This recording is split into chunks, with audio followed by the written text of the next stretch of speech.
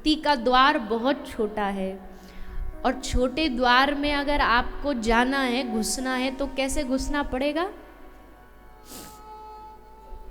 झुक करके।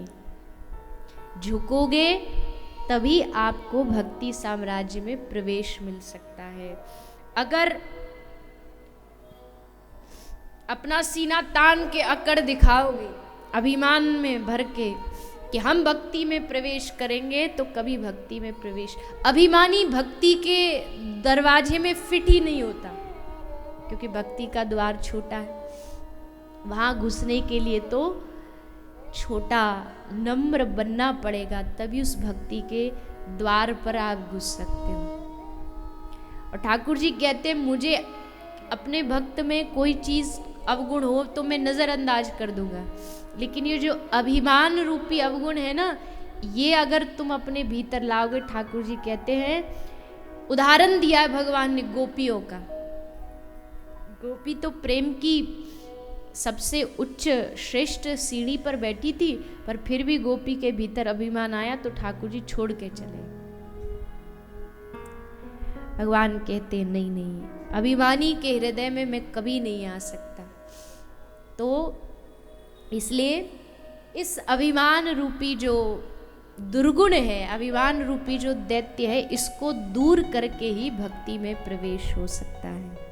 इस भक्ति का जो द्वार है, श्री महाप्रभु भी कहते हैं, तृणादपि सुनीचेन तरोरपि सहिष्णुना अमानिना मानदेय कीर्तनीय सदा हरि।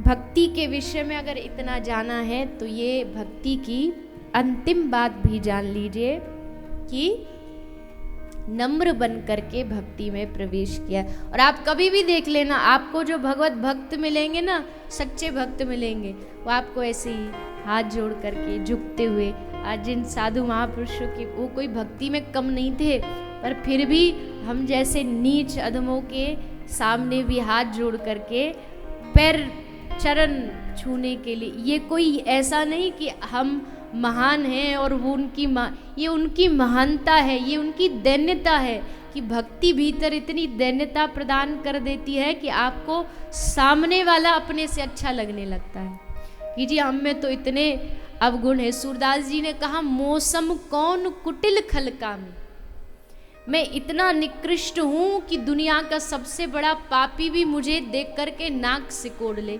इतना बड़ा अपराधी अभी क्या है, अभी हमें सिर्फ दूसरों में गलतियां दिखाई देती है कि नहीं, वो ऐसा नहीं कर रहा, वो वैसा नहीं करता, वो अच्छा नहीं करता, वो सही नहीं करता।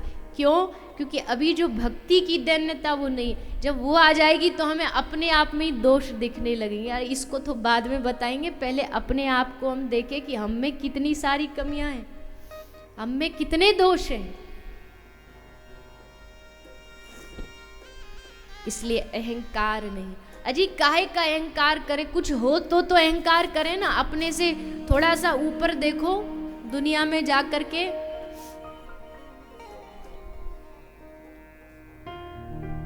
मैं कई बार कहती हूँ कि देखो अपने आप को सोचो, इस सारे कल आपको बताया था ना कितना बड़ा ब्रह्मांड है, कितने ब्रह्मांडों के अनेक अनेक ब्रह्मा मालिक हैं। हमारे इस 50 कोटि योजन ब्रह्मांड में कितने ग्रह हैं, कितनी सारे प्लैनेट्स हैं, उसमें एक छोटा सा ग्रह है पृथ्वी। पृथ्वी के भीतर भी न जाने कितने सारे द्वीप हैं, उसमें छोटा सा द्वीप है एशिया। उस एशिया में भी कितने सारे देश है, उस देश में छोटा सा देश है भारत। भारत में भी कितने सारे शहर है, उसमें एक शहर है दिल्ली। दिल्ली में भी न जाने कितने लोग मक्खी मच्छरों की तरह भरे पड़े, उसमें एक छोटा सा जगह है साकेत। साकेत में भी अनेक सारी कॉलोनियां, अनेक सारे मार्ग है, उसमें भी एक छोटी सी जगह है जे ब्लॉक। जे ब्लॉक के जो मंदिर है, उस मंदिर के किसी आसपास के एम ब्लॉक के मंदिर के किसी कोने में एक छोटा सा हमारा घर है जिसको घर नहीं बोलते, कोठी है हमारी। कई लोग क्या बोलेंगे हरियाणवी और दिल्ली वाली भाषा में, कहाँ बोले हमारी कोठी पे। अजी तुम बड़े आए प्रधानमंत्री, तुम्हारी कोठी पे। उस इतनी सी छोटी सी उस घर 4 दीवारी को, उसमें रह करके उसको लगता है मैं दुनिया का मालिक हूं, मैं शहंशाह हूं, ये सारी दुनिया मेरी है। जबकि उसे ये नहीं पता कि गूगल मैप लेकर के तुझे कहीं सर्च भी ब्रह्मांड में किया जाएगा ना, तो चींटी बराबर भी नहीं दिखेगा तू। पर घमंड ऐसा मन में भरा हुआ है कि हमारे भीतर हमारे करने से लोगों को लगता हम नहीं रहेंगे तो घर कैसे चलेगा। अजी हमारे जैसे करोड़ों आए इस दुनिया में, सब गए और सबके बिना दुनिया चली, तुम्हारे बिना भी चलेगी, खूब बढ़िया चलेगी, चिंता मत करो, अच्छी चलेगी, कोई दिक्कत नहीं आएगी। पर हम जब जीते तो हमें लगता है हमारे बगैर कैसे होगा, हम नहीं हो, अरे ये बच्चे ये तो बेड़ा गर्क कर देंगे धंधे का, क्यों? लेकिन सब चलता है, दुनिया ऐसे ही चलेगी। और माफ करना, हमारे जाने के बाद महीना 2 महीना, साल 2 साल 4 साल धीरे धीरे धीरे सब भूलने लगते हैं, सब भूल जाते हैं, सबकी जिंदगी अपने रास्ते पर। क्योंकि ये बात एकदम सत्य है कि ये जिन लोगों को हम अपना माने बैठे, अगले जन्म में सब रिश्तेदार बदल जाएंगे, सब नए मिल जाएंगे। जैसे इस जन्म में पिछले वालों का भी कुछ अता पता नहीं। पता है आपका पिछले जन्म में बेटा खा रहा होगा कि भूखा होगा, मालूम है कुछ? बेटा होगा कि नहीं होगा पता नहीं, क्या हो रहा होगा उस पिछले परिवार में जहां हम कभी थे, नहीं पता।